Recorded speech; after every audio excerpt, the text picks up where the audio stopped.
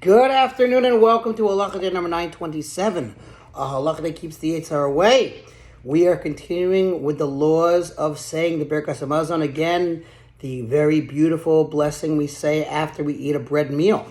Now, we spoke about what happens if you forget to say the special insertion on Shabbos or Yom Tov or Rosh Chodesh, right? And we said that if you remember before you say the blessing in Uvenei Shalayim, that you can go back and say it.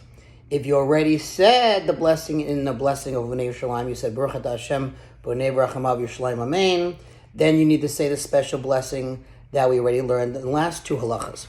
Today, we're learning what if you then started the fourth paragraph and you said Baruch, the new paragraph. What do you do then? Can you add that extra blessing in place of the insertion or not? That's what today's halakha is about. If you did not remember until you already started the fourth blessing, which begins Baruch Atah Hashem, our God, King of the universe, Almighty, our Father, right?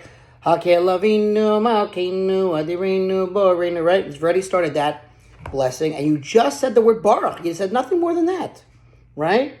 Still, you cannot correct the omission by saying the bracha that we learned yesterday, who gave us those holidays or Shabbos, depending on when you forgot. If you forgot Ritzei for Shabbos, you forgot Yelav Yevo. So, now, therefore, if this occurs during the first two Shabbos meals, you already started the fourth blessing, what do? You must repeat from the beginning of Birkas Hamazon. You got to go all the way back and start again.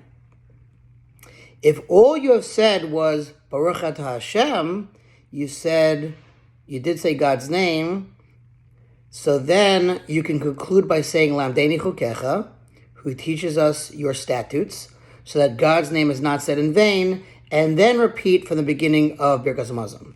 So either you said Baruch, either you said Baruch Atah, you said Baruch Atah Hashem, then conclude Lamdeni Chukecha, go back to the beginning. All cases you go back to the beginning, once you started the fourth blessing. But if this occurs, and that's again in the first two meals of Shabbos, right? Friday night, lunch. Saturday, lunch.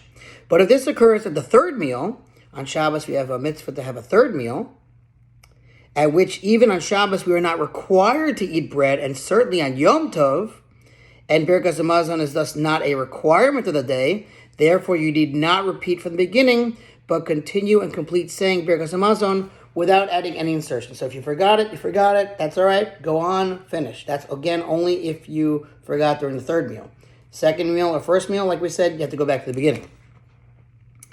But if you remember at a point where you can still correct the omission by saying the bracha asher nasan, again, that special blessing we learned yesterday, then you must correct the error even if it happens after you ate a number of meals. So once again, if you did remember in time before you said the blessing of Uvenei Shalayim, then you can go ahead and say that special blessing we learned yesterday. But if you already said the blessing, Baruch Atah Hashem Bonei Barachamav Yerushalayim Amen, you started Baruch Atah for the next fourth paragraph, the fourth blessing. So then, too late, finish it. You don't need to go back. That's again if it was the third meal. A little confusing, but I think we got this. Thanks for listening. That was 927. Sponsored by Halacha 36-100 for the goal. Have a great day.